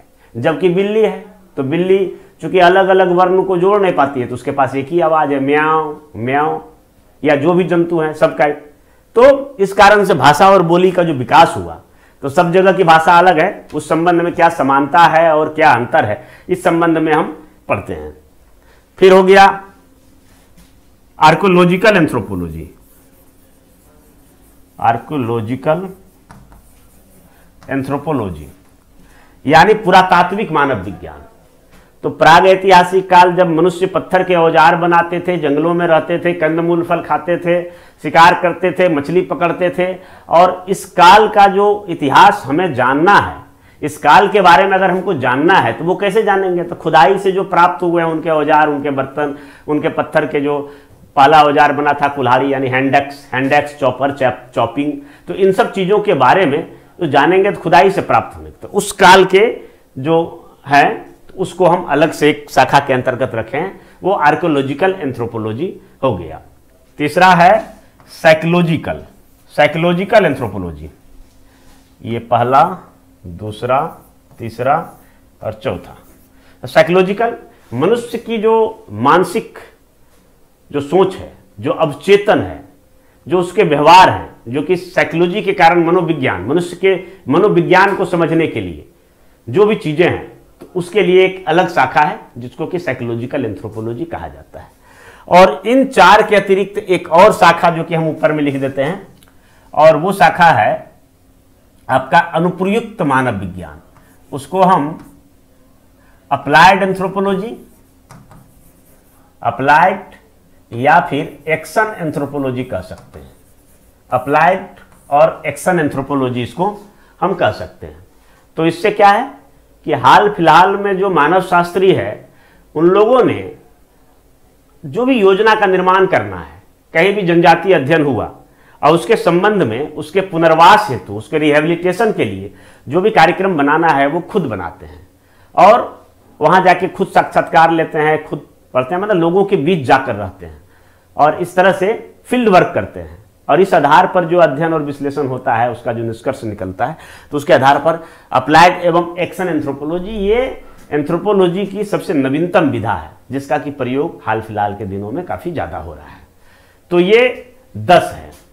अब तो ये तो 10 हैं, हालांकि ये भी काफी आसान है और लॉजिकल है, जिसको कि हम 2 भाग में बांटकर कर सकते हैं। परंतु अगर ये आपको भारी लग रहा है, अगर ये डिवीजन आपको भारी लग रहा है और लग रहा है कि एग्जाम में नहीं लिख पाएंगे, तो चूंकि हम बताए कि एंथ्रोपोलॉजी को कई भाग में विभाजित करने का कई मानव शास्त्रियों ने प्रयास किया, लेकिन किसी का भी सटीक नहीं माना जाता है। इसलिए आप जो लिखेंगे वही सटीक होगा। तो इससे जो आसान जो है, तो एक फिगर के माध्यम से हम आपको बता देते हैं। अब वो इस प्रकार का होगा। एक आप गोला बना दीजिए इस तरह से, इसको 4 भाग में विभाजित कर दीजिए, यानी 4 ब्रांच को हमको दिखाना है। तो यहां पर आप सामाजिक सांस्कृतिक लिख दीजिए। सामाजिक सांस्कृतिक दोनों एक ही साथ अध्ययन किया जाता है, हालांकि दोनों अलग अलग विषय है मानव विज्ञान, लेकिन सामाजिक और सांस्कृतिक दोनों ही मानव शास्त्री एक दूसरे के सिद्धांतों को एक्सेप्ट करने लगे हैं। तो ये है। फिर इधर आप लिख दीजिए पुरातात्विक मानव विज्ञान, यानी आर्कियोलॉजिकल एंथ्रोपोलॉजी, और ये हो गया सोशियो कल्चरल एंथ्रोपोलॉजी। उसके बाद भाषिक मानव विज्ञान यानी लिंग्विस्टिक एंथ्रोपोलॉजी, और शारीरिक मानव विज्ञान। ये 4 भाग, ये काफ़ी आसान रहेगा, इसको बांट दीजिए। और फिर एक इस तरह का नीचे बना दीजिए, और ये हो जाएगा आपका अनुप्रयुक्त मानव विज्ञान। तो ये 5 ब्रांच में बांट देना है, और उसके बारे में जो विशेषताएं हैं, जो कि हम नोट्स से उपलब्ध, ऐसे तो इतनी सारी चीज़ें बता दिए हैं, तो सब इसमें आ ही गया। सामाजिक संस्कृति में इसके समाज और सांस्कृतिक पक्षों का अध्ययन करते हैं। पुरातत्व मानव विज्ञान में प्रागैतिहासिक काल, सिंधु घाटी सभ्यता वगैरह का अध्ययन करते हैं। भाषिक मानव विज्ञान में जो भाषाओं का जो विभाजन हुआ है उसका हम अध्ययन करते हैं। और शारीरिक मानव विज्ञान में फिजिकल एंथ्रोपोलॉजी, जिसके बारे में हम जैविक पहलू का अध्ययन जो हम बताए थे उसका। और अनुप्रयुक्त विज्ञान में इसमें 2 चीज है, एक व्यवहारिक है यानी अप्लाइड, और दूसरा क्रिया यानी एक्शन एंथ्रोपोलॉजी। तो इस तरह से ये 5 शाखा में, या पीछे जो हम वर्णित किए हैं इसके पहले 10 शाखा में विभाजित करके, और आप सब में 2-3 लाइन लिखकर आप जो है एग्जाम में इसको दर्शा सकते हैं। अब आ जाइए, मानव जाति के लिए मानव शास्त्र की क्या उपयोगिता है। जो क्वेश्चन का टेल होता है और दूसरे भाग में हमेशा पूछा जाता है। यूपीएससी बीपीएससी में इस टॉपिक पर सवाल तो पूछे जाते हैं, लेकिन आप देखिएगा किसी की किताब में उपलब्ध नहीं है ये चीज़। और बहुत सारे कोचिंग संस्थान में पढ़ाते हैं, दिल्ली में भी कई टॉप के जो एजुकेटर्स हैं उनके क्लास को भी हम देखे, परंतु कोई इस चीज़ को नहीं बताया। तो इसको आज हम बताएंगे। वैसे ये कोई बड़ी बात नहीं है, अगर पूरा एंथ्रोपोलॉजी आप पढ़ लेते हैं तो इसका फिर उत्तर देना बिल्कुल आसान हो जाता है। मानव जाति के लिए मानव विज्ञान पढ़ने से क्या क्या लाभ है, तो इसमें जब आगे हम बढ़ेंगे तो सबसे पहला लाभ जिन लोगों ने उठाया वो अंग्रेज थे। एंथ्रोपोलॉजी का विकास क्यों हुआ? क्योंकि अंग्रेजों को यहाँ शासन करना था, और जैसे ही अंग्रेज यहाँ आए तो विद्रोह प्रारंभ हो गए। और इन विद्रोहों में जो जनजाति विद्रोह थे वो काफ़ी तीव्र और काफ़ी तेवर वाले होते थे। तो अंग्रेजों को लगता था कि कुछ ना कुछ इसके सामाजिक, धार्मिक या सांस्कृतिक व्यवस्था में हमारा हस्तक्षेप होता है, और उस हस्तक्षेप के कारण ही उनका जमीन ले रहे हैं, उनका जायदाद ले रहे हैं, जल जंगल जमीन पर जो अपना अधिकार जमा रहे हैं, छीन रहे हैं। उन सबसे ज़्यादा ये व्यथित तब होते हैं जब इनके संस्कृति, धर्म, प्रथा, परंपरा, रीति रिवाज पर जब हमला होता है। तो इन सब चीज़ों का अध्ययन करने के लिए ही जनजातीय क्षेत्रों में अंग्रेजों ने जो विद्वान लोग हैं उनको भेजकर अध्ययन कराना प्रारंभ किया। अंग्रेजों का भले यह उद्देश्य रहा हो कि भारत पर कैसे लंबे समय तक शासन किया जाए, परंतु उस अध्ययन से मानव जाति को काफी फायदा हुआ। क्योंकि जैसे कहा जाता है कि आज हम अपने ही देशवासियों को नहीं जानते हैं। भारत में चूंकि इतनी भौगोलिक, सांस्कृतिक, सामाजिक, धार्मिक विविधता है कि हम समझते नहीं हैं। नॉर्थ ईस्ट के लोगों को तो हम ढंग से नहीं जानते हैं, हम दक्षिण के लोगों को ढंग से नहीं जानते हैं बढ़िया से। इसलिए हमें अपने देश की सभ्यता, संस्कृति को जानना चाहिए, और ये हम जान सकते हैं एंथ्रोपोलॉजिकल स्टडी के द्वारा, या अभी तक जो स्टडी नहीं हुआ उसको भी हम स्टडी कर सकते हैं।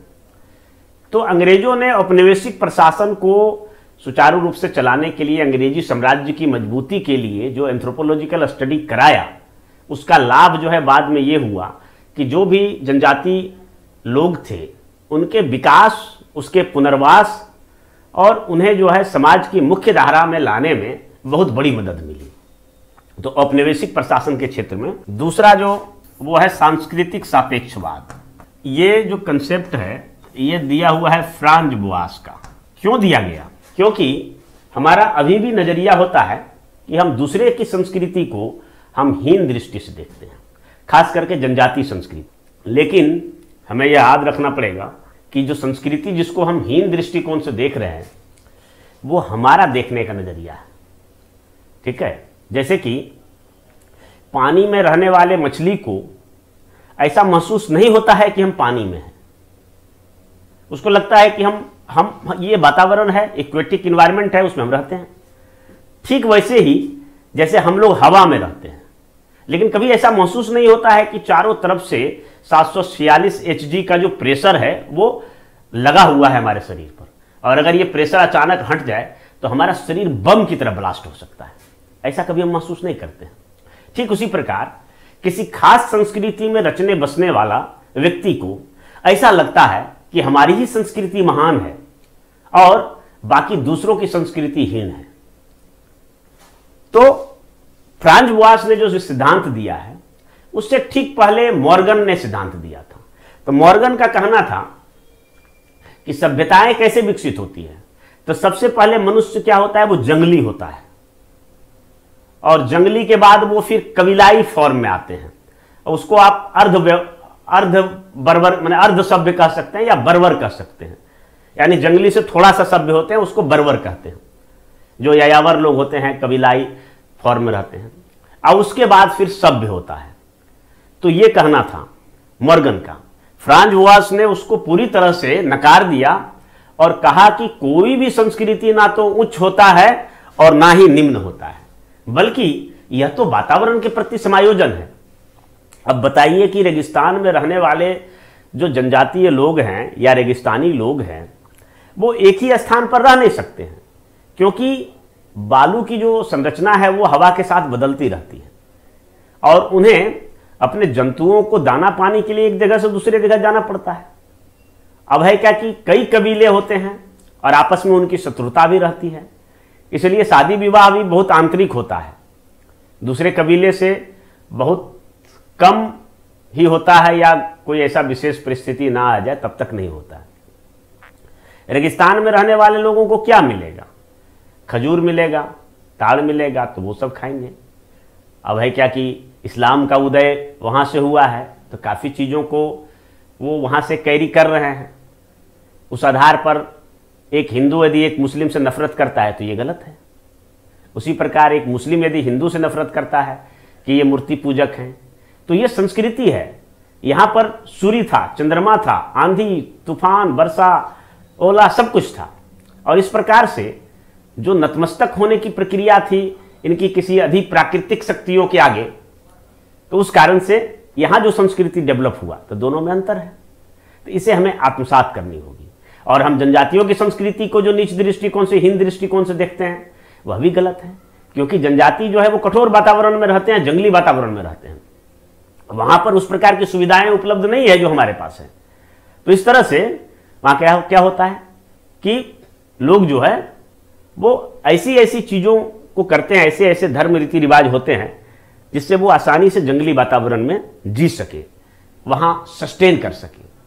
तो ये सांस्कृतिक सापेक्षवाद एंथ्रोपोलॉजी का बहुत ही महत्वपूर्ण सिद्धांत है, जिसके जरिए हम एंथ्रोपोलॉजिकल स्टडी के जरिए हम संस्कृति में समानता की बात करते हैं। उसके बाद तीसरा आ जाइए। तीसरा है प्रजातीय भ्रांतियां।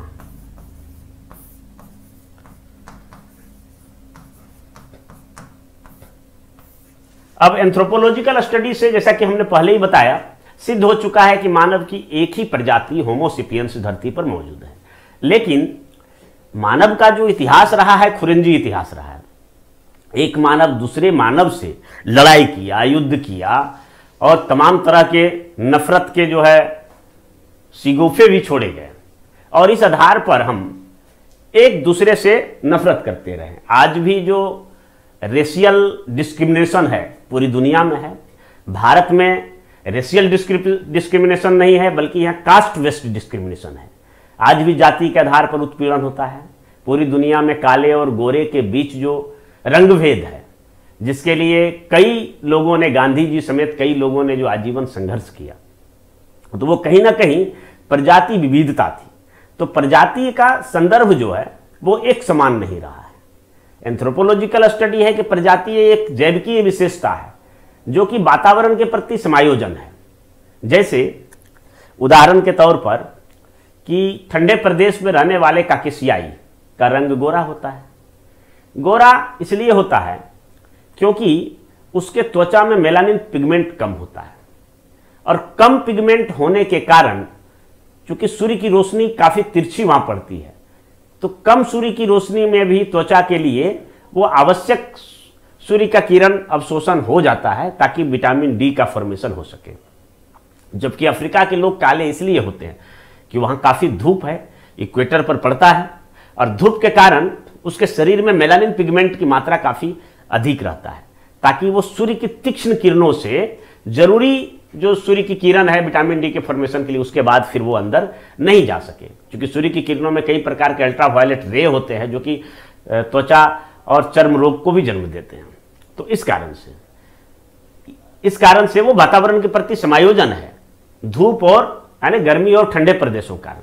उसी प्रकार ठंडे प्रदेशों में रहने वाले काकेशियाई लोगों का नाक पतला होता है। पतला क्यों होता है? क्योंकि पतली नाक से जब हवा अंदर जाती है तो पतला नाक से होने के कारण वो घर्षण से हवा जो है वो गर्म हो जाती है, जो हमारे फेफड़ों को कम नुकसान पहुंचाती है, क्योंकि वो ठंडा प्रदेश में उसको गर्म चाहिए। और अफ्रीका के काले लोगों का नाक चौड़ा होता है। नाक चौड़ा क्यों होता है? कि चौड़ी नाक से जब हवा प्रवेश करती है तो नाक में जो मॉइस्चर होता है, जो पानी की बूंदें होती, उससे संपर्क में आकर हवा ठंडी हो जाती है। तो गर्म प्रदेश में भी ठंडी हवा फेफड़ा को मिलता है, इससे फेफड़ा मतलब इजी पूर्वक सांस लेने में सक्षम होता है। तो ये एक प्रकार का समायोजन है जो कि किसी भी प्रजाति विविधता के कारण हमें नजर आता है। अब बाल भी ले लीजिए तो निग्रो लोगों का बाल उर्मिल होता है ताकि सूर्य की किरणें जो उस पर पड़े तो खोपड़ी को कम गर्म करे, तो इस तरह से। लेकिन क्या है कि मनुष्य ने कई भ्रांतियां हैं। ये प्रजातीय को कभी जो है धर्म से जोड़ा गया, जैसे कि हिंदू प्रजाति, मुस्लिम प्रजाति, कभी राष्ट्र से जोड़ा गया है, भारतीय प्रजाति, अंग्रेज प्रजाति, जर्मन प्रजाति, इटालियन प्रजाति, स्पेनिश प्रजाति, इस तरह से।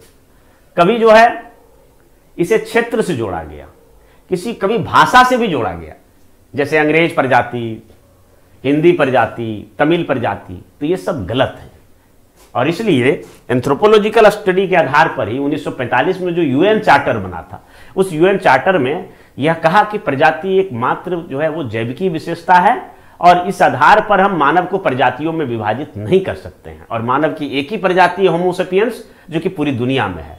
और ज्ञान, बुद्धि, बल, विवेक में किसी भी मामले में एक गोरे काकेशियाई की अपेक्षा एक काले निग्रो जो है किसी भी मामले में कम है, कमतर नहीं है।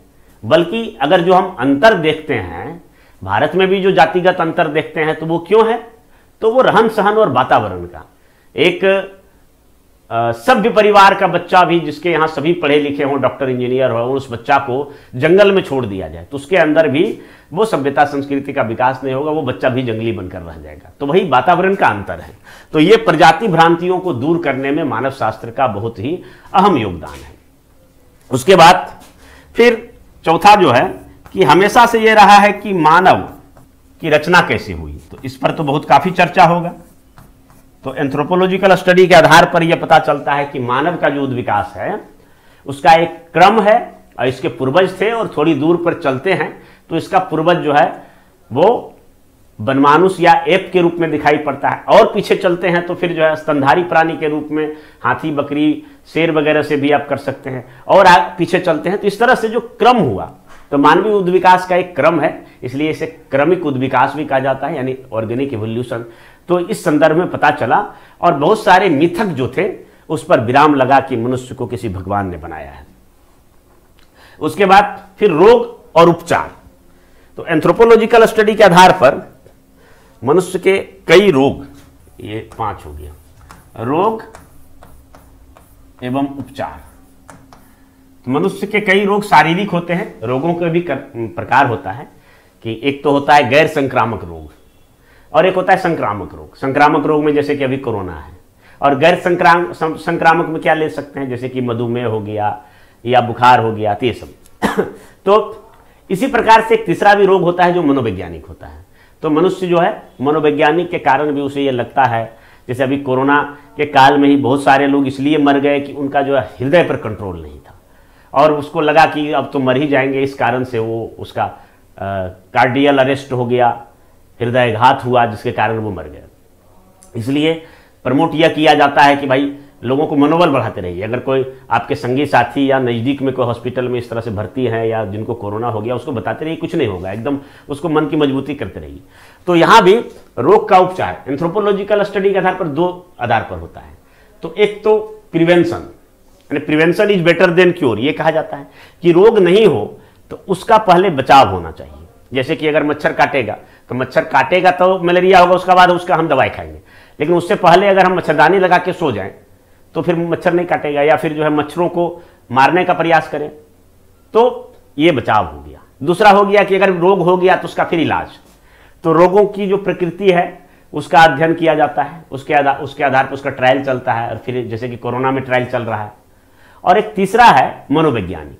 तो जनजातीय क्षेत्रों में क्या है कि इलाज का ये तरीका बहुत ज़्यादा जो है प्रचलित है।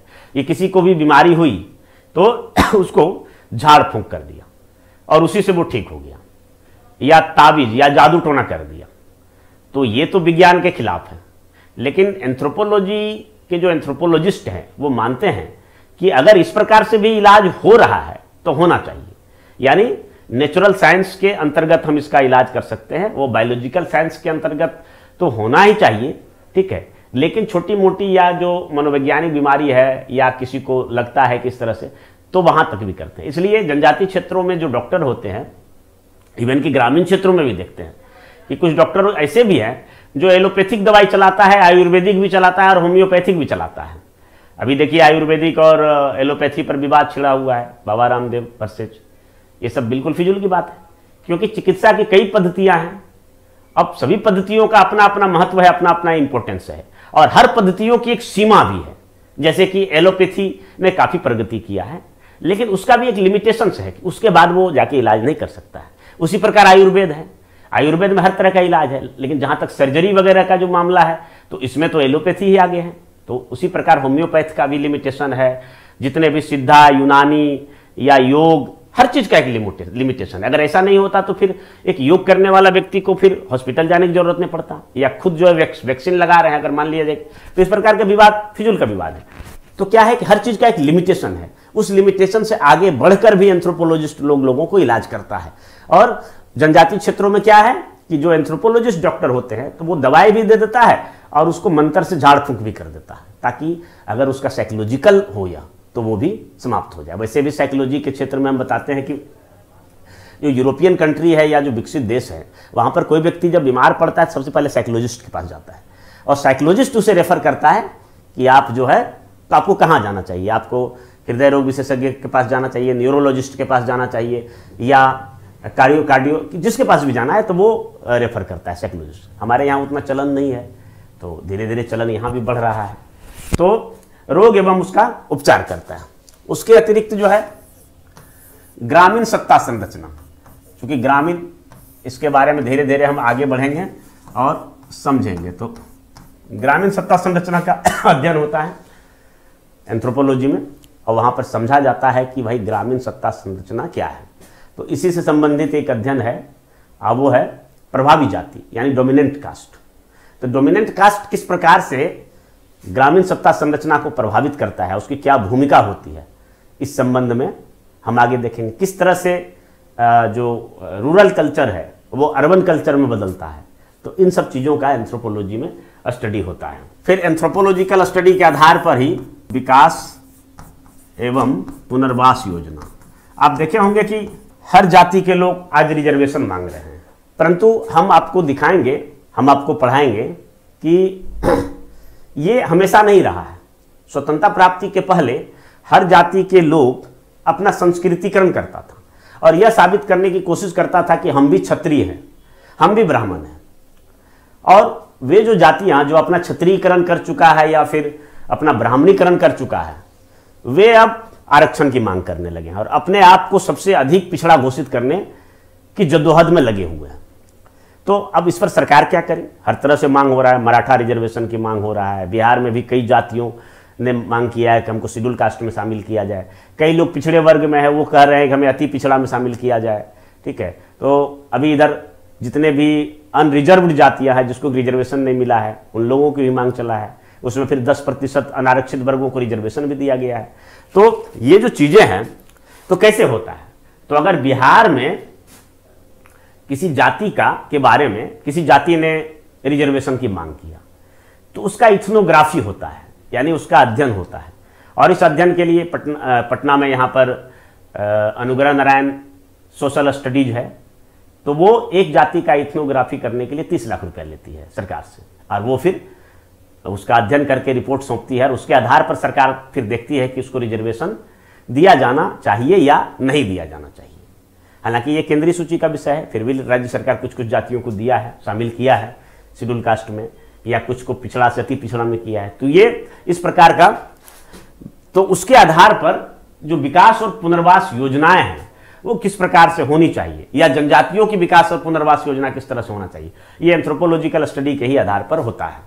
और इस संबंध में कई भ्रांतियां हैं, जैसे कि जनजातियों का जो सब चीज जुड़ा होता है उसमें संस्कृति का बहुत महत्व होता है।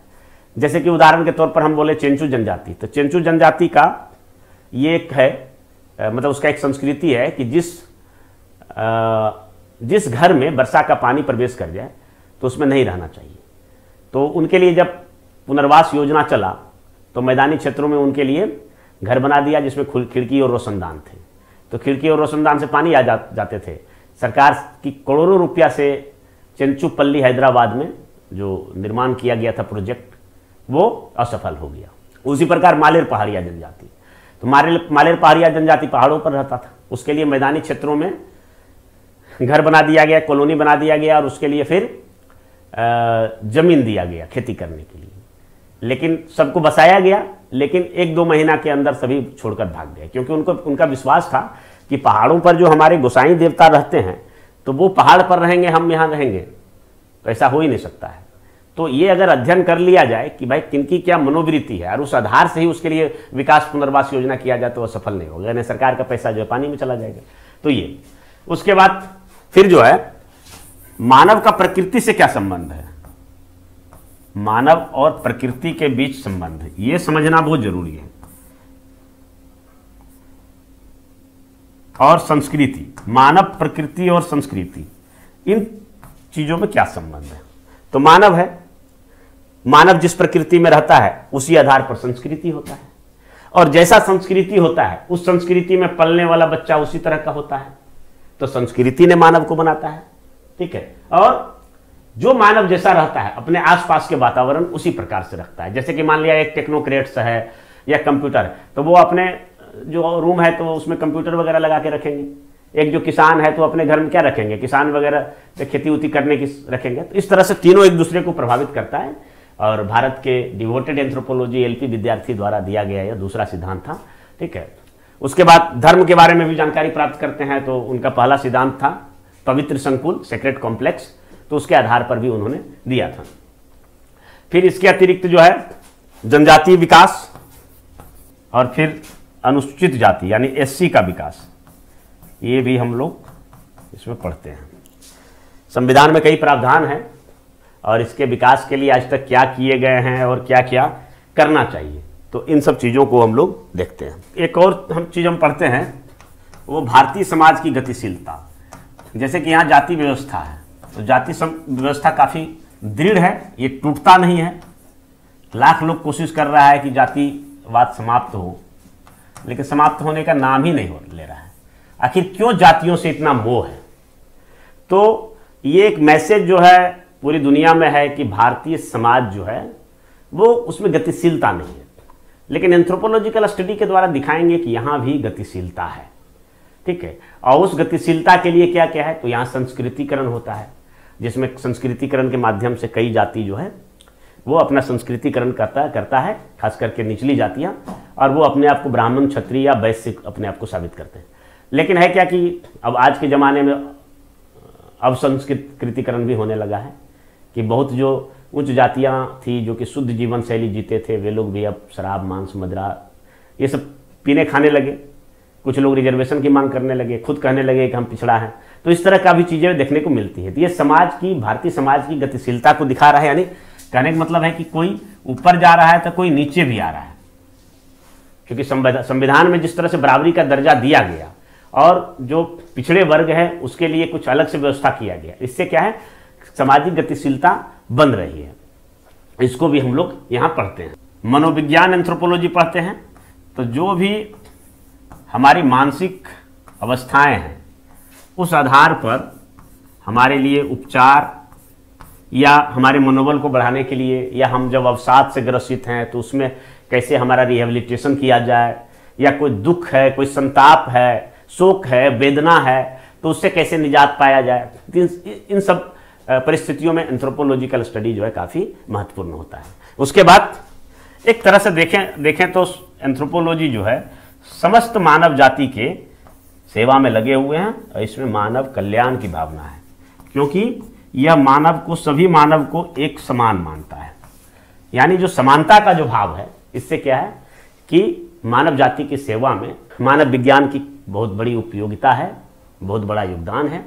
यूपीएससी, यूपीपीसीएस और जहाँ जहाँ भी एंथ्रोपोलॉजी एक ऑप्शनल सब्जेक्ट के रूप में है, सारे विद्यार्थी इसका लाभ ले सकते हैं, क्योंकि जितनी सिंप्लिसिटी में जाकर हम समझाते हैं तो उस तरह का हमारे संस्थान द्वारा तैयार किए गए जो मॉडल नोट्स हैं वो हम आपको प्रोवाइड करा देंगे। उस मॉडल नोट्स में भी हमेशा इम्प्रूवमेंट की गुंजाइश रहती है। हम विद्यार्थी को यही कहते हैं कितना अच्छा से अच्छा नोट्स आपको क्यों ना उपलब्ध करा दिया जाए, उसको भी आप अपने अनुसार से कितना आप लिख सकते हैं, क्या आपको पसंद आया, क्या समझ आया, उसके आधार पर अपना नोट्स बना सकते हैं। तो हमारे संस्थान द्वारा जो उपलब्ध कराया गया नोट्स होगा उसको भी आप लिखेंगे, उसका सिनोप्सिस बनाएंगे, उसका फैक्ट है बुलेट फॉर्म में तैयार करेंगे और तैयार करने के बाद आप देखेंगे कि इतनी आपकी तैयारी मजबूत हो गई। एक आध आपके पास अगर किताब है तो किताब को भी थोड़ा अध्ययन कर लीजिए और देखेंगे कि इतनी मजबूत आपका इस पर पकड़ बन गया कि आप दूसरों को भी कल पढ़ा सकते हैं, अगर आज आपने बढ़िया से पढ़ लिया।